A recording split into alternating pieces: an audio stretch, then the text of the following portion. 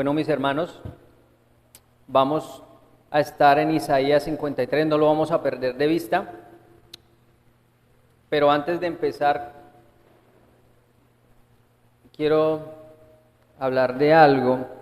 Yo siempre les trato de ponerles ejemplos de cosas de las cuales yo he investigado y quiero ponerlas en contexto con la palabra, ¿no? Que lo que yo hable aquí no sea de que, uy, el pastor le gusta leer o el pastor le gusta esto, no, sino que yo quiero traerlas porque se me vienen a la mente y creo que caben dentro de lo que leemos.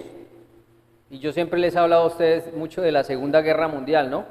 A mí me gusta mucho la historia, me gusta investigar este tipo de cosas porque todo está dentro de la soberanía de Dios, ¿no? También la culpabilidad del hombre, pero es soberanía de Dios que muchas de estas cosas sucedieran. Y hace poco estaba volviendo a ver unos documentales.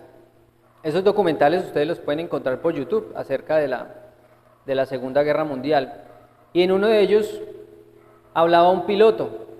Era un piloto de los Estados Unidos o de Inglaterra, no recuerdo muy bien. Estos pilotos o los aliados habían encontrado una manera de atacar a Alemania. Ustedes recuerden que Alemania fue el que inició toda esta Segunda Guerra Mundial, porque Alemania estaba atacando a todo el mundo. Entonces ellos dijeron, bueno, ¿qué hacemos para contrarrestar estas cosas? Entonces ellos dijeron, no, vamos a llevar la guerra al país de ellos, porque ustedes veían alrededor de Alemania todas las ciudades destruidas y ustedes veían en Alemania, en Berlín, todos como si nada. Era todavía un paraíso, o sea, como que allá no había llegado la guerra. Entonces dijeron los aliados, vamos a llevar la guerra a ellos.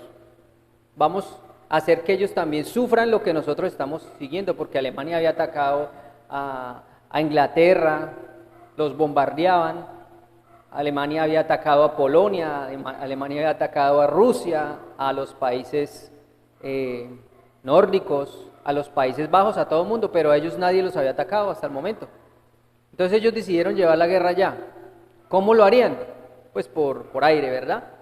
Pero ellos sabían, los aliados sabían que Alemania tenía unas defensas excelentes, tenían la mejor tropa aérea, tenían los mejores tanques, tenían lo mejor.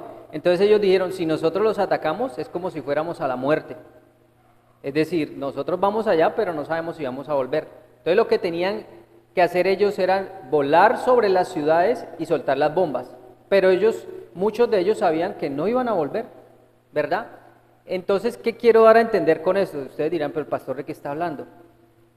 Contaba este piloto, del que les hablé antes, que él veía tal estado de angustia en los pilotos que iban a ir, porque sabía a lo que iban, aunque tenían miedo, ¿verdad? Aunque tenían pavor, aunque estaban en agonía, ellos, eso no los detenía, iban a ir a hacer su misión, ¿verdad?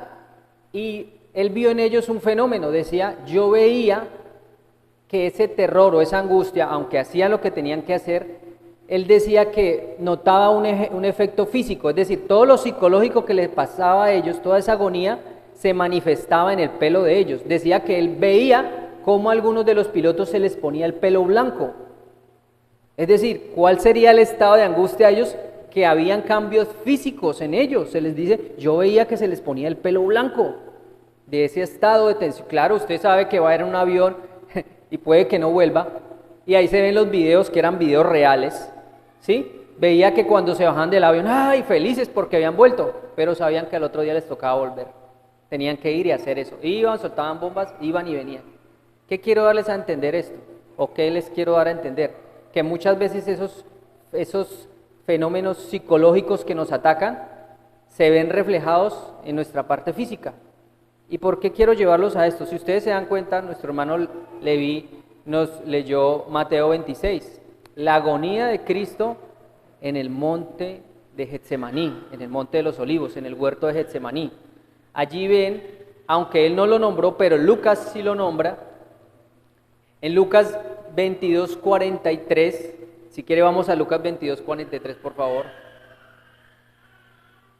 Lucas 22:43, donde también está el punto de vista de Lucas. Ustedes saben que Lucas fue un médico y Lucas nos habla de que Jesús entró en agonía, ¿verdad? Y Mateo dice que se puso muy triste. entra en agonía. En griego, entrar en agonía en ese momento para Cristo era estar listo para la batalla. Aunque sabía lo que le iba a pasar, cuando dice pasa de mí esta copa, pero no se haga de acuerdo a como yo pienso, sino que se haga de acuerdo a tu voluntad. Él estaba haciendo la voluntad del Padre y estaba entrando en agonía porque sabía a lo que se enfrentaba en ese momento. Pero esa agonía no era cobardía, no lo confundamos cobardía con agonía. Yo les hablé de los pilotos. Si los pilotos hubieran sido cobardes, pues no van, ¿verdad? Lo mismo Cristo, si hubiera sido cobarde, dice, yo no voy por allá. No, era agonía, pero era un sentimiento fuerte a lo que se iba a enfrentar. Y tal sería esa agonía, tal sería ese sufrimiento, tal sería esa tristeza que dice la palabra de Dios, o dice Lucas, porque Lucas es el único que lo dice, que él sudó grandes gotas de sudor que se convirtieron en sangre, es decir, él sudó sangre en ese momento. Ese fue un fenómeno que fue psicológico por su estado agónico, pero que se manifestó de una manera física. ¿Y cómo se manifestó? En gotas de sangre, grandes gotas de sangre, dice Lucas 22:43. Yo investigué un poco esto y esto se llama hermatidrosis. Hermatidrosis es esa función donde usted tiene un estado tan alto de emociones fuertes, de agonía, que se puede manifestar en sudar sangre. Entonces esas manifestaciones donde el estado psicológico usted lo altera y se puede convertir en algo físico, existen, ¿verdad? Entonces, ¿cuál sería el estado agónico de Cristo? ¿Y por qué empiezo con esto? Porque quiero hablarles del siervo sufriente, de ese Cristo en estado de humillación. Cristo tiene dos estados, ¿verdad? El estado de humillación y el estado de exaltación. Podemos hablar que allí iniciaría el estado de humillación en el huerto de Getsemaní, pero no. Empezó desde que nació y aún así me atrevo a decir que empezó desde que estuvo en el útero de la Virgen María. Desde allí empieza el estado de humillación. Isaías nos presenta el cántico o los cánticos del siervo sufriente. Ustedes los pueden ver y los pueden estudiar en Isaías 42, Isaías 49, Isaías 50, Isaías 52, Isaías 53, habla del siervo, de Cristo como siervo. Claro, Cristo fue hijo de Dios con todos los beneficios que tiene ser un hijo, ¿verdad? Pero también era siervo. Como siervo, ¿qué hacía? Obedecer a Dios, obedecía en todo, obedecía de una buena manera. Muchas veces también nosotros nos acercamos a Dios y queremos ser hijos de Dios con todos sus beneficios. Ay, Él nos da la salvación, queremos todo lo bueno, pero ¿realmente somos siervos de Jesucristo también? Preguntémonos esto, ¿somos siervos? ¿Obedecemos a Él? ¿Hacemos las cosas sin que Él nos las pida? ¿Hacemos las cosas con agradecimiento, con alegría, o de mala gana, o de mala manera, o ni siquiera las hacemos? Somos hijos de Dios y somos siervos de Cristo. ¿Y cuál ejemplo más grande hay en la Biblia que Cristo, el siervo sufriente, el siervo que lo dio todo y se negó en todo? Vamos a ir un poco más atrás, vamos a ir a Isaías 52:14, no dejen Isaías 53, ahí atrasito, antes de que empiece todo, porque esto empieza desde más atrás, ¿verdad? Isaías 52:14 dice así: ¿cómo se asombraron de ti muchos? De tal manera fue desfigurado de los hombres su parecer y su hermosura más que la de los hijos de los hombres. Ahora, ¿qué quiero darles a entender esto? Vamos a examinar un poco todas las cosas que sufrió Cristo, tanto físicas como psicológicas. No para que digamos, ay, pobrecito Cristo, ay, véalo, pobrecito, cómo sufre. No es así, hermanos. Quiero darles a entender el sacrificio de Cristo siendo siervo de Dios y todo lo que entregó y no se negó a nada, no se aferró a nada, ¿verdad? Lo da todo, ¿cierto? Entonces esto debe ser un ejemplo para nosotros. ¿A qué nos aferramos nosotros? ¿Somos siervos de Cristo o no? ¿O nos guardamos cosas? Y quiero que entendamos todos estos aspectos psicológicos y físicos por los que pasó Cristo y que los reflexionemos y que los tomemos y que los meditemos, que meditemos en la palabra de Dios. Entonces, se asombraron de ti muchos, de tal manera fue desfigurado. ¿Quién fue desfigurado, hermanos? Cristo fue desfigurado. ¿Por qué fue desfigurado? Por los golpes y el maltrato fue desfigurado. ¿Qué es algo desfigurado? Algo o deformado. Su rostro fue deformado. Tanto fueron los golpes que le dieron que quedó deformado, dice la Escritura. Deformado era algo que tiene forma y que ahora no la tiene, ¿verdad? Sencillo, algo que tiene forma y luego no la tiene. Es como cuando usted tiene esas barritas de plastilina que usted le dan a los niños, ¿verdad? Vienen generalmente en rectangulares o larguitas. Y cuando usted se las da a un niño, ¿cómo quedan? Deformes. Y no puede volverle a darle la misma forma inicial que tenía, ¿verdad? Entonces quedan deformes, ¿cierto? Así quedó Cristo, su rostro quedó deforme, con sus ojos hinchados, es decir, no parecía un humano. Fue totalmente o quedó totalmente desfigurado. Cuando dice la palabra desfigurado es que no tiene una figura como de humano. Tantos fueron los golpes, el maltrato, quedó irreconocible, ¿verdad? Ustedes han visto esos boxeadores cuando les dan duro en ¿cómo quedan? Irreconocible, no parece la persona que era antes. Así quedó Cristo, quedó como una persona irreconocible, no lo reconocían. Tanto fue el daño físico, y no solo en su rostro, también en todo su cuerpo. Vamos a Mateo 26, 67 y 68. Mateo 26, del 67 al 68. Vamos a ver y vamos a examinar poco a poco los acontecimientos que le hicieron al Señor Jesucristo rumbo a la cruz. Mateo 26, 67 y 68. Vamos a leerlo todos juntos, es cortico. Mateo 26, 67 y 68. Vamos a leerlo todos juntos, escuchándonos los unos a los otros. Repito, Mateo 26, 67 y 68, a la voz de tres. 1, 2, 3. Entonces le escupieron en el rostro y le dieron de puñetazos. Otros lo abofeteaban diciendo, profetízanos, Cristo, ¿quién es el que te golpeó? Lo golpearon. Y yo no creo que los romanos fueran muy amables, ¿verdad? Aunque primero lo golpearon los que lo apresaron, ¿cierto? Que fueron los de la guardia del Sanedrín. Ellos lo golpearon, los romanos también lo golpearon. Los del Sanedrín también lo golpearon. Todos lo golpearon. Y como les digo, no creo que hayan sido muy amables, no creo que hayan sido puñetazos suaves o leves. También lo cachetearon, también lo escupieron. ¿Recuerdan que yo les hablaba de daño físico, pero también psicológico? Hay quienes dicen, y es así, que muchas veces daña más una palabra que un golpe. Entonces él fue dañado tanto por los golpes como también por las palabras. Y además de eso, cuando dice la palabra que le escarnecían, cuando dice profetízanos Cristo, se están burlando de él. Es una burla clara, lo dicen con sarcasmo, no lo dicen con verdad. Profetízanos. Ay, le tapamos los ojos y usted tiene que decirnos de dónde va a venir esta cachetada. Usted tiene que decirnos, le voy a dar por detrás, usted tiene que decirnos quién fue el que lo golpeó. De esa manera lo trataban. Ahora vamos a Juan 13, 22. Por favor, más adelante, Juan 13, 22. Juan 13, 22. Dice así la bendita palabra de Dios, dice, cuando Jesús hubo dicho esto, uno de los alguaciles que estaba allí le dio una bofetada diciendo, ¿así respondes al sumo sacerdote? No les gustó lo que le dijo, ¿verdad? Así le responde al sumo sacerdote, lo abofeteó. Ustedes recuerden que Cristo fue primero llevado a Anás, y Anás ni siquiera era el sumo sacerdote de esa época, era Caifás. Anás era el suegro de Caifás. Hasta en eso cometieron una injusticia, no tenían por qué haberlo hecho. Lo llevan primero donde el suegro.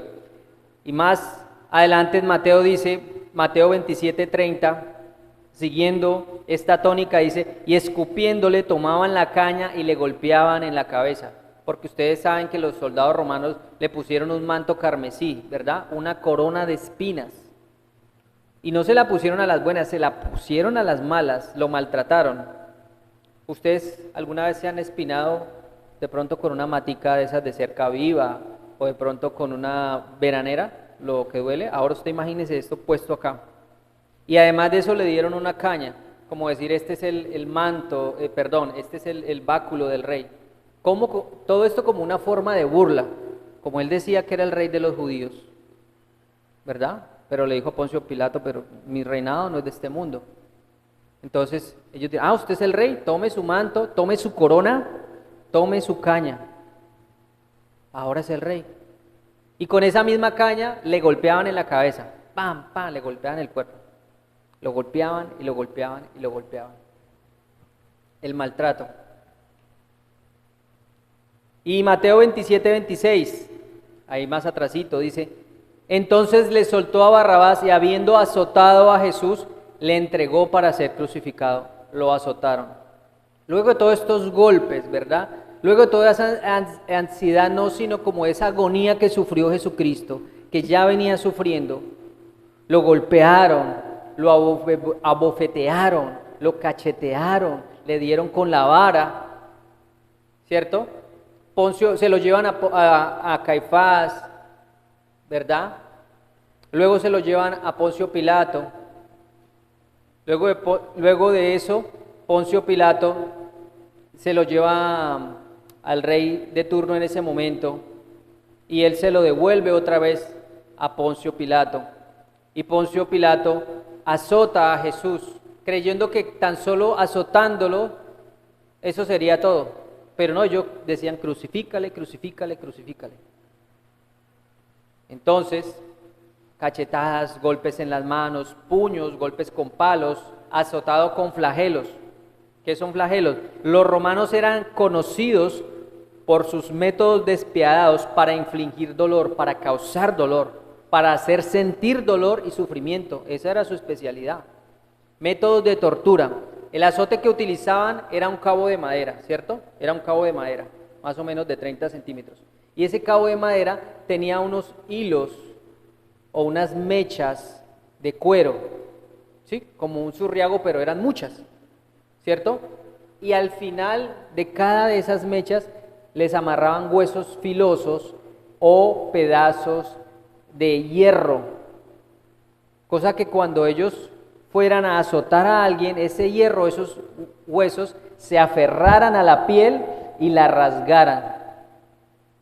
Que ese azote que ellos tiraban infligiera el más alto dolor. Tanto era así el dolor que muchas veces desgarraban la piel y dejaban los huesos a la vista. Como cuando un león va tras su presa y con su garra arranca la piel de su presa. Era también así que muchas veces quedaban al descubierto los órganos, los pulmones, el hígado, porque lo azotaban tanto por delante como por detrás también. Y era tanto el dolor que muchas veces las víctimas morían azotadas, no aguantaban, ni siquiera llegaban a la cruz. Pero Cristo lo soportó. Con su piel rasgada dejaba al descubierto los huesos, órganos internos. Y como les decía, en muchas ocasiones producían la muerte al reo. Golpeado, azotado, escupido, cacheteado, golpeado con una vara, con un palo, a puños, con su piel desgarrada por el daño que le infligían.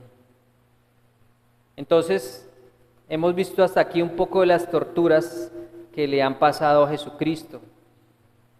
Entonces, vamos a ir observando que Él lo dio todo para pagar al Padre, para salvarnos, para destruir las obras del maligno. Y sigamos ahí en Isaías 53:3 dice, despreciado y desechado entre los hombres, varón de dolores, experimentado en quebranto, y como que escondimos de él su rostro, fue menospreciado y no lo estimamos. Fue despreciado, desechado. Cuando algo que a usted no le sirve, ¿qué hace usted? Lo desecha, lo tiene por basura. A Jesucristo lo tuvieron por basura, como que no, esto no funciona. Pusieron trampas contra él para matarle. Su juicio fue una trampa, fue una emboscada. Consiguieron testigos falsos, malinterpretaron, torcieron lo que él decía. Menospreciado, es decir, sin valor, sin estima, dice esto Isaías 53:3, cuando dice despreciado y desechado, menospreciado y no lo estimaron, no lo apreciaron, rechazado sin valor, infravalorado, es decir, infravalorado es cuando usted tiene algo de mucho valor y no le da el valor que le corresponde. Y muchas veces nosotros también infravaloramos lo que es Cristo. ¿Qué quiere decir esto? No le damos el valor que Él se merece en nuestras vidas. ¿Usted le da el valor que se merece a Cristo en su vida? ¿Es su prioridad? Todos sus objetivos, su mente, sus planes van dirigidos a la voluntad de Dios. ¿Su voluntad es la misma voluntad de Dios? ¿Está amarrada con la voluntad de Dios? A eso debemos llegar, a que todas nuestras acciones, nuestros pensamientos, ¿verdad?, vayan amarradas a la voluntad de Dios, y la voluntad de Dios y mi voluntad sean una sola. A ese grado debemos llegar, a ese grado de comunión. Pero ¿cómo logramos esto? En la palabra de Dios. Palabra, palabra, palabra, palabra. Oración, oración, oración. Como ya les he dicho, como ya les he recalcado, no solo fue maltrato físico, fue maltrato interior, porque usted muchas veces desecha a las personas, desecha a Dios, no con golpes o con latigazos, no, con palabras, con actitudes. El hecho de que las cosas de Dios a usted le sean apáticas o no le importe nada, está desechando a Dios, está desechando la palabra. Cada vez que usted no estudia la palabra, cada vez que tiene ocasión para leer la palabra, está desechando a Dios. No digamos que los judíos fueron malos, perversos, pero no, ay, esos judíos tan malos, esos fariseos. Horrible lo que le hicieron a Jesús. Cómo lo despreciaron, cómo lo maltrataron. Pero ¿acaso nosotros no hacemos lo mismo con nuestra actitud, con nuestra falta de amor, con nuestra falta de voluntad para buscar las cosas de Dios? ¿No lo hacemos en nuestra vida? Cuando no lo tenemos como prioridad, no lo estamos estimando como Él debería ser estimado. Lo estamos menospreciando, lo estamos desechando de nuestra vida. Entonces, fue maltrato psicológico también. Fueron palabras, burlas, insultos, oprobios, que son insultos. Palabras onerosas, es decir, palabras llenas de odio en contra de Él. Llenas de envidia, llenas de veneno, llenas de rencor. Todo orquestado por un enemigo que solo quiere sembrar odio y discordia, con fundamentos en la mentira. Al igual que lo fue en su juicio, les decía antes, un juicio sin defensa, con testigos falsos, y ya había un veredicto. Antes de que Jesucristo fuera juzgado, ya había sido juzgado, ya era culpable. Eso que ocurrió ahí simplemente fue como para legalizar su captura. Solo buscaron a toda costa legalizar la muerte de Cristo de una manera hipócrita. Fueron culpables y somos culpables de la muerte de Cristo, pero gracias a Dios hay perdón. ¿Verdad? Cuando dijeron los fariseos, no importa, cuando Poncio Pilato se lava las manos, dice, yo no soy culpable de la muerte de este hombre. ¿Sabe qué dice el pueblo? No importa, su sangre sea sobre nosotros. Su sangre sea sobre nosotros. Vamos a Lucas 13:34, por favor. ¿Cómo despreciamos a Cristo? ¿Cómo el mundo desprecia a Dios y su palabra? Y el Señor, ¿qué es lo que quiere? El Señor quiere llevarnos a Él. El Señor quiere brindarnos protección. Lucas 13:34, ¿lo tienen? Vamos a leerlo todos juntos. Lucas 13:34, a la voz de 3. 1, 2 y 3. Jerusalén, Jerusalén, que matas a los profetas y apedreas a los que te son enviados. ¿Cuántas veces quise juntar a tus hijos como la gallina a sus polluelos debajo de sus alas y no quisiste? Ustedes han visto, claro está, yo creo que todos lo han visto, una gallina con sus pollitos, cómo los cuida, cómo ellos se meten debajo y no se sienten protegidos, se sienten resguardados, les brinda toda la protección, les brinda comida, les brinda abrigo, les brinda todo. Y eso es lo que Cristo quiere para con nosotros, quiere brindarnos todo, pero nosotros no lo hemos entendido. Quiere darnos el abrigo, quiere darnos el pan, quiere darnos la protección, y lo más importante, y lo que no ve las personas, es que quiere darnos salvación. Pero la gente va detrás de ¿qué? A muchas iglesias van detrás de ¿qué? De la comida, del oro, de la plata, de todas estas cosas materiales, pero no quieren salvación. No quieren salvación. ¿Cuántos Jesucristo curó en su ministerio? Pero ¿cuántos de estos no fueron salvos? En una ocasión curó 10 leprosos y solo ¿cuántos volvieron? Uno solo volvió. Uno solo volvió. El Señor quiere eso. Ahora, este Jerusalén se puede cambiar por cualquier otro nombre, ¿verdad? Villavicencio, que matas a los profetas y apedreas a los que te son enviados. Puede que no lo hagan directamente, puede que no lo hagan de esa manera, físicamente maten a las personas, pero ¿cuántas personas no son enviadas con el propósito de Dios, con la palabra de Dios, y las personas no les estiman? ¿Cuántos hoy en día hay predicando la palabra, la verdad de Dios, y sus iglesias son pequeñitas y no se llenan? ¿Y cuántos hay hoy en día predicando mentiras y difamando, y sus iglesias están llenas? El hecho de que digan Señor, Señor, no les da garantía de que entren al cielo. Y esas iglesias están llenas de ignorancia. Yo lo sé, los he escuchado. Dicen que tienen la verdad, pero están absolutamente sumidos en mentiras. Pero uno trata de hablar la verdad, ¿y qué hace la gente? Rehuye. No me gusta cómo predican, no me gusta que acá solo canten palabra de Dios, no me gusta que allí solo lean la Biblia. No les gusta. Eso es lo mismo. Eso es aborrecer a Dios, eso es desechar a Dios. Como le dijo a Samuel, el Señor, Jehová, no te están desechando a ti, Samuel, me están desechando a mí, están desechando mi palabra. ¿Y el Señor qué quiere? Quiere traerlos debajo de sus alas, quiere cuidarlos, eso quiere. ¿Cuántas veces despreciaron las enseñanzas de Dios? ¿Cuántas veces el Señor quiso darles lo mejor? ¿Y qué hacía? Solo recibía insultos, trampas. ¿Cuántas veces no lo estimaron? Y lo llamaban ¿qué? Belcebú, hijo del diablo, le decían. O querían ponerle trabas o trampas, preguntas capciosas que solo querían hacerlo caer.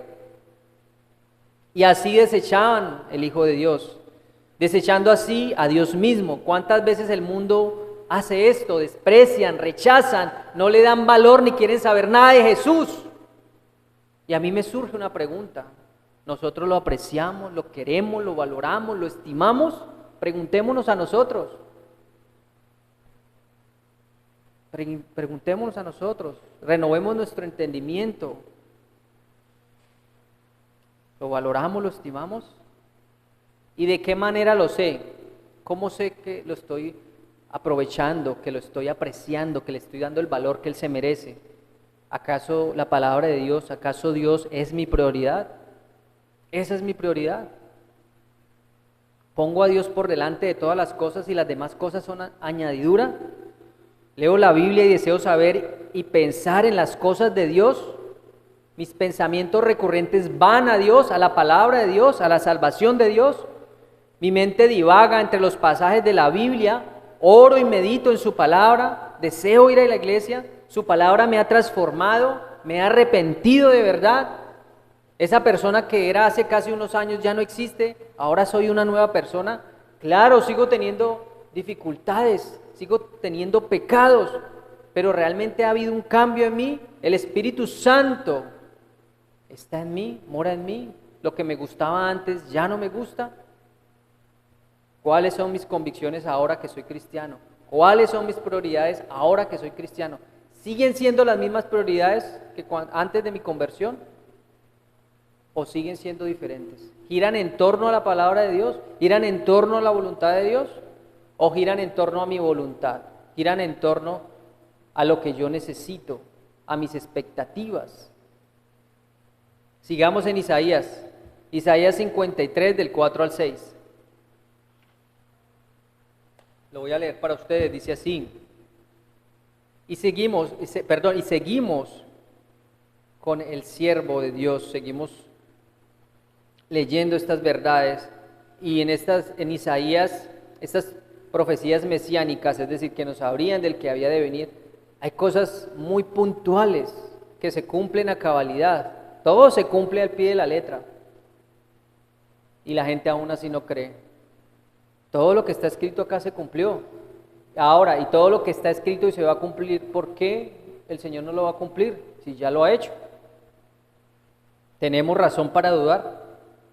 Ciertamente llevó Él nuestras enfermedades, sufrió nuestros dolores, y nosotros le tuvimos por azotado, por herido de Dios y abatido. Mas Él herido fue por nuestras rebeliones, molido por nuestros pecados. El castigo de nuestra paz fue sobre Él, y por su llaga fuimos nosotros curados.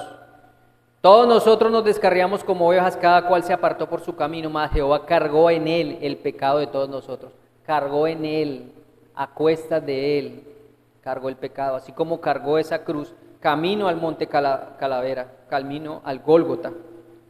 Cristo llevó en su cuerpo, en sus heridas, en la cruz, nuestros pecados. Se hizo pecado. Aunque Él no fuera pecador, aunque Él no cometió pecado, se hizo pecado.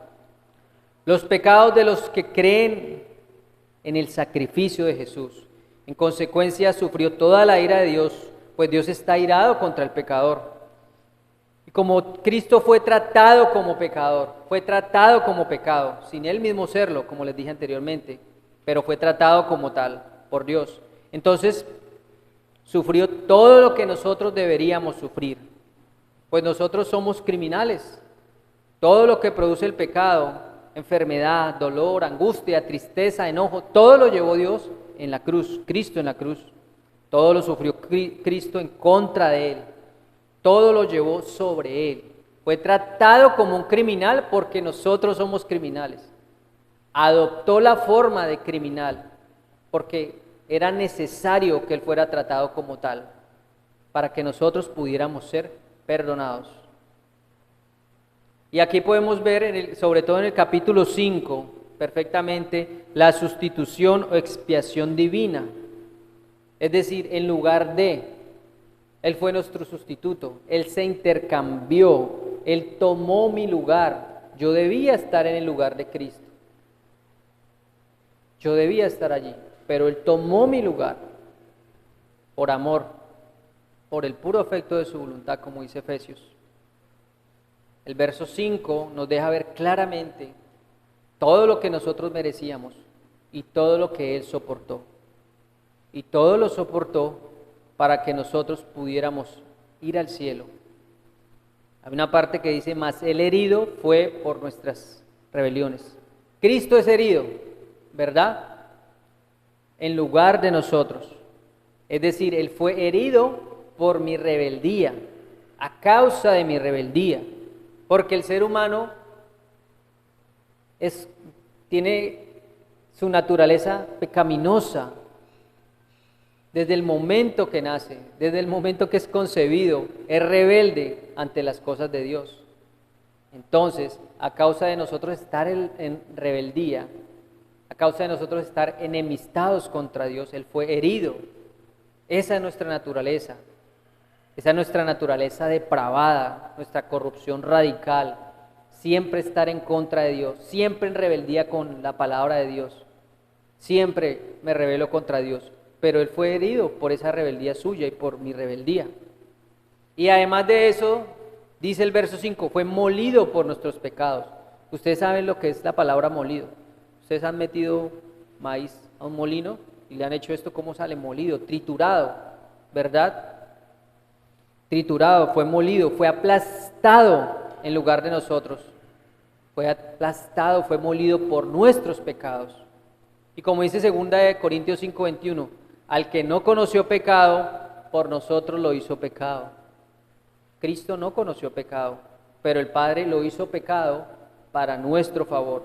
¿Para qué? Para que nosotros fuésemos hechos justicia de Dios en él, ¿verdad? La única forma de que Dios tuviera justicia era que alguien pagara por los pecados. Y Cristo pagó por los pecados.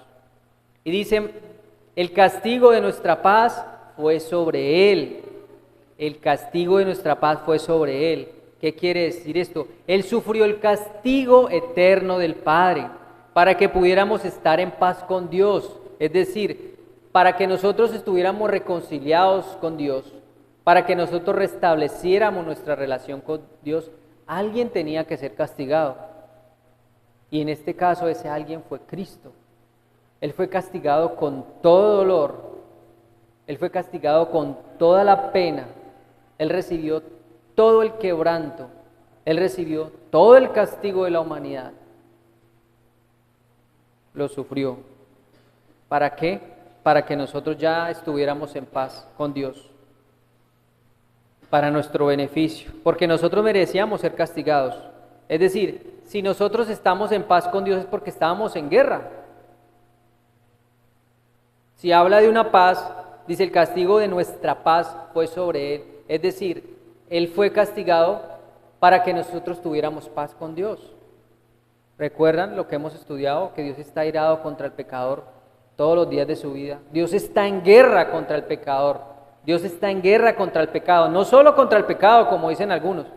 Ay no, Dios odia el pecado, pero no odia al pecador. ¿Y acaso quién comete el pecado? ¿No es el pecador? Usted no puede estar en guerra contra un ejército, no combaten en sí o entre ellos solo con las armas, ¿no? Los humanos manipulan las armas. Es decir, es guerra de humanos con armas en contra de ellos. Así es el pecado. Dios está en guerra contra el pecador. Tiene declarada una guerra. Y si usted tiene declarada una guerra en contra de Dios, lo más seguro es que usted sea el perdedor. Como dicen por ahí, eso es pelea de tigre con burro amarrado. Usted está destinado a perder.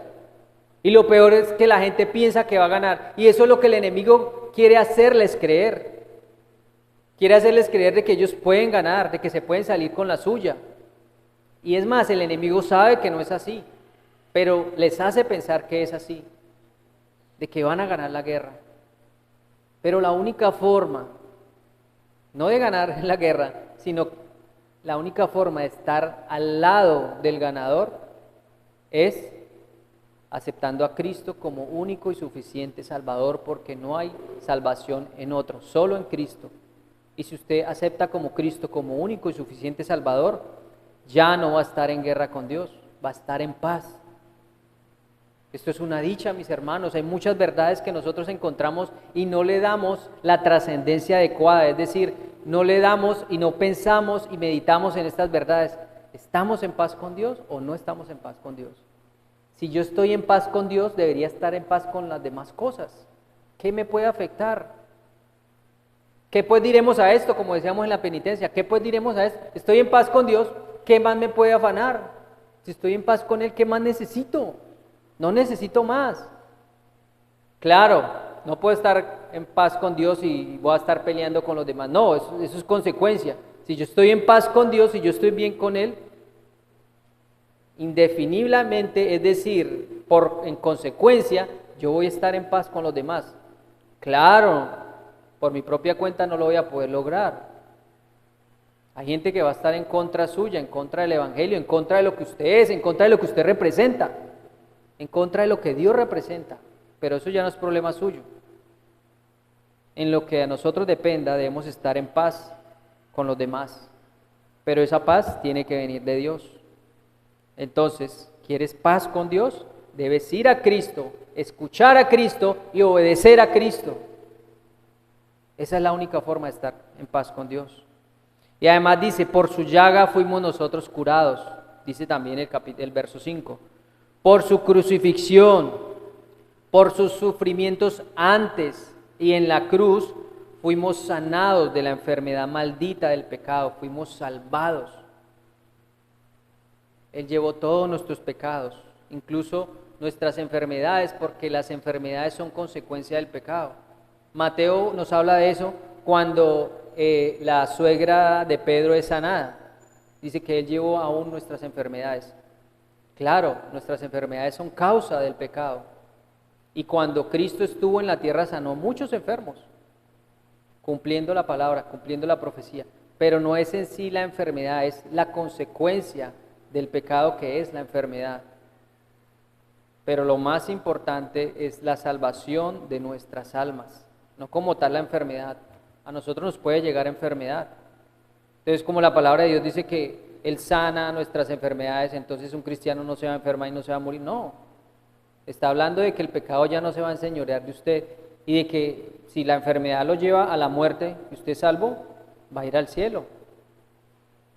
Esa enfermedad, esa muerte no tiene poder sobre usted.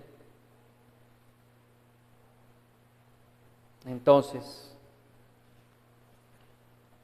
el Señor lleva nuestros pecados en su cuerpo sobre el madero, para que nosotros, estando muertos a los pecados, vivamos a la justicia, por cuya herida fuisteis sanados. Somos justos delante del Padre porque fuimos sanados por su herida. Es increíble, ¿no? Por su herida somos sanados. Por la injusticia que cometieron en contra de Él, somos justos. Claro, que como Él fue tratado como un criminal, de cierta forma fue justo, en el sentido de que esa muerte era justa para pagar al Padre. Porque si nosotros éramos criminales, éramos pecadores y alguien necesitaba pagar, es decir, eso era justicia, esa justicia se estaba aplicando sobre Cristo. Entonces, de acuerdo a este versículo, de acuerdo a la justificación por fe, de acuerdo a que solo Cristo es suficiente y tan solo de Dios es la obra redentora, pues el Padre escoge, el Hijo salva y el Espíritu santifica, debemos vivir una vida solo para la gloria de Él. ¿Qué le damos nosotros a Dios? Rebelión, pecado, guerra, heridas, ¿cierto? Y Dios, ¿cómo nos trata o qué nos da? Nos da reconciliación, nos da inocencia, nos da paz, nos da sanación espiritual. Nosotros le damos todo lo malo, Él nos da todo lo bueno, ¿verdad? Estábamos vacíos sin Dios, pero Él está lleno, Él está rebosante, listo para llenar aquello de lo cual usted adolece, es decir, listo para llenar esos vacíos en su corazón. Y nosotros debemos orar por llenura del Espíritu Santo.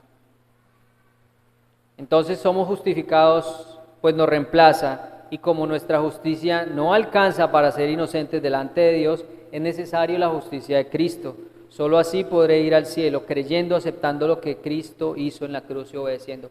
Puro evangelio. Isaías 53, puro evangelio, bendito evangelio, la muerte de Cristo, la muerte sustitutiva de Cristo. Salvos solo por fe. ¿Ustedes creen en esto? ¿Creen en la muerte de Cristo? ¿Creen en la muerte sustitutiva? ¿En todo lo que Él hizo en la cruz?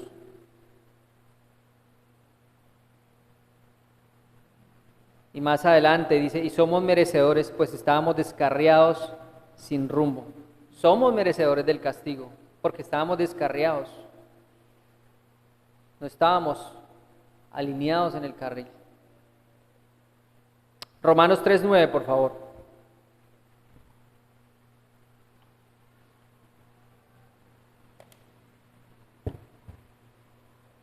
Romanos 3:9. Vamos a leerlo a la voz de tres. 1, 2, 3. ¿Qué pues? ¿Somos nosotros mejores que ellos? En ninguna manera, pues ya hemos acusado a judíos y a gentiles que todos están bajo pecado. Todos estábamos bajo pecado. No hay nadie que pueda decir, yo soy perfecto delante de Dios. Yo no necesito a Cristo. Sí, usted lo necesita. Yo lo necesito. Todos lo necesitamos. No hay otro nombre que haya sido dado a los hombres en quien encontremos salvación. Solo en Cristo. aunque Él vino a los suyos y los suyos no le recibieron, solo en Él hay salvación. Él es la luz. Y para que usted pueda estar en la luz es necesario que salga de las tinieblas. Y muchos creen estar en la luz, pero no es así. Isaías, sigamos en Isaías 53:7. Angustiado Él. Y ya vimos cómo fue angustiado, ¿verdad? Empezamos hablando de esto. Afligido, no abrió su boca. Como cordero fue llevado al matadero y como oveja delante de sus trasquiladores. Enmudeció y no abrió su boca. No dijo una sola palabra para su defensa, pues él se estaba entregando a sí mismo de una manera voluntaria. A él no lo arrastraron y no lo llevaron en contra de su voluntad, no, aunque ellos creían que era así. Ellos creían que era un plan, ellos creían que todo estaba orquestado, no, todo estaba orquestado por el Padre. Y así lo permitió, y él se entrega a sí mismo. Y Cristo dice, yo entrego mi vida porque tengo el poder para volverla a tomar. Y cuando muere en la cruz dice, Padre, encomiendo mi espíritu y mi alma. Y dice que Él murió, es decir, él se entregó a sí mismo. A Él no le arrebataron nada. Nada fue coaccionado, nada fue a las malas, no. Todo fue de buena voluntad. Él obedeció al Padre de buena voluntad. ¿Cómo hacemos las cosas nosotros? Para Dios, ¿de buena voluntad o de mala gana? ¿De buena manera o de mala manera? Ni una sola palabra dijo. La decisión de morir fue voluntaria. Nadie le quitó la vida. Él mismo la dio por sí mismo. Y en Mateo 26:63 nos habla, dice, mas Jesús callaba. Entonces el sumo sacerdote le dijo, te conjuro por el Dios viviente. Imagínese, dice, te conjuro por el Dios viviente. Dice el sacerdote Caifás, que nos digas si eres tú el Cristo, el Hijo de Dios. Ignorancia. ¿Cuántos hombres hoy en día no actúan por ignorancia? Creen que están actuando en nombre de Dios, pero no es así. Ignoran las cosas. ¿Por qué? Porque Dios no les ha sido revelado. O muchos ignoran las cosas porque no escudriñan la palabra de Dios. Y fue llevada hacia la muerte como una oveja que va hacia su destino final. Una oveja en medio de lobos. En Juan 1:29 dice, el siguiente día vino Juan a Jesús que venía a él y dijo, he aquí el Cordero de Dios que quita el pecado del mundo. Reconocido como Cordero. Reconocido como esos corderos que ponían en el Antiguo Testamento para derramar la sangre. Cristo, el Cordero, que fue inmolado en la cruz. Y seguimos en Isaías 53:10. Dice, con todo eso Jehová quiso quebrantarlo, sujetándole al padecimiento. Cuando haya puesto su vida en expiación por el pecado, verá linaje, virá por largos días y la voluntad de Jehová será en su mano prosperada. A partir de Isaías 53:10 podemos ya ver un poco de la exaltación de Cristo. Y vamos a tocar un poco de esto, pero vamos a dejarlo para el próximo sermón, para donde vamos a hablar de la resurrección, del estado de exaltación de Cristo. La exaltación de Cristo será eterna, ¿verdad? Ya no volverá como siervo sufriente, sino volverá como un rey gobernante. En 2 de Samuel dice, 2 de Samuel 7:13, Él edificará casa a mi nombre y yo afirmaré para siempre el trono de su reino, ¿verdad? Hablando de Salomón, pero también hablando de Cristo, del reino eterno de Cristo. Y el verso 11, verá Isaías 53:11, verá el fruto de la aflicción de su alma y quedará satisfecho por su conocimiento, justificará a mi siervo justo a muchos y llevará las iniquidades de ellos. Todo el fruto que trae la muerte y resurrección de Jesús es de beneficio para nosotros. Fue satisfactorio para Dios porque pagó la deuda y el sacrificio de Cristo fue suficiente, es y será suficiente. Y además de eso, en la cruz del Calvario le puso el pie en la cabeza a la serpiente. Derrotó al diablo, derrotó a las obras del diablo. Con esto justificará a muchos, esto es, a sus hijos, a los que creen en Él como suficiente Salvador. Porque Él es la propiciación por nuestros pecados, es decir, Él fue propicio a nuestros pecados. Y no solamente por los nuestros, sino también por los de todo el mundo, por los de todos los que creen en Él. Y el 12, para terminar, por tanto yo le daré parte con los grandes y con los fuertes repartirá despojos, por cuanto derramó la vida hasta la muerte y fue contado con los pecadores, habiendo él llevado el pecado de muchos y orado por los transgresores. La victoria es del Señor, mis hermanos. Tan solo aquí hemos visto una pequeña parte del sufrimiento de Cristo, el siervo humillado de Dios. Pero su victoria ya sucedió, Él vendrá como Rey Salvador. Su derramamiento de sangre no fue en vano, aunque fue contado con los pecadores, no fue un pecador. Ustedes recuerden que fue puesto en medio de 2 ladrones, fue contado con los pecadores. Y en la cruz del Monte Calavera fue traspasado por largos clavos que traspasaron sus muñecas. Esos clavos medían cerca de 18 centímetros, más o menos esto. Fue traspasado por esos clavos en sus muñecas, uno a cada lado, que le destrozaron sus articulaciones, produciendo un gran dolor. Entonces ustedes sumen todos estos dolores que él sufrió, ¿no? Angustias, agobio, laceraciones, desgarros en su piel, golpes, moretones en sus piernas, en sus brazos, con su piel colgando, con una cruz a cuestas, cargándola, cosa que ni siquiera pudo cargarla porque cierto Simón de Cirene que cruzaba por ahí se la ayudó a cargar, porque estaba muy débil. Esa cruz que llegaba, que le pelaba los hombros, llega allí al Monte Calavera y es traspasado. 2 de esos clavos están en sus muñecas, imagínenselo allí. El tercer clavo destroza sus pies, le une sus pies y se los destroza. Y en la agonía por todas sus heridas, porque tenía mucho sufrimiento, de muchas heridas ya, su piel destrozada, rota, su rostro deforme, ensangrentado, sus hombros lacerados o cortados por haber cargado la cruz. Y sobre sí, además de eso, una corona de espinas molesta y afilada, que destrozan su frente y sus sienes, y le incomoda su postura. Teniendo la misma corona, no puede apoyarse, no sabe cuál postura es mejor. Destrozan su frente, sus sienes, le incomoda su postura, lo ahoga su postura descolgada en el dolor de sus muñecas.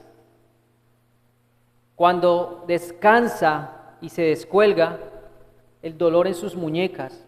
Pero cuando está descolgado, sus pulmones colapsan y un crucificado no puede respirar.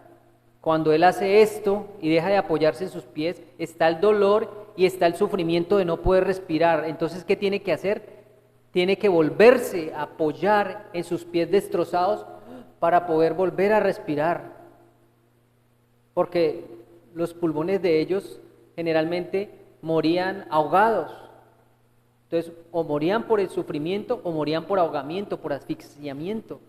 Entonces ellos tenían que volver y tomar aliento y volver a pararse para poder respirar mejor.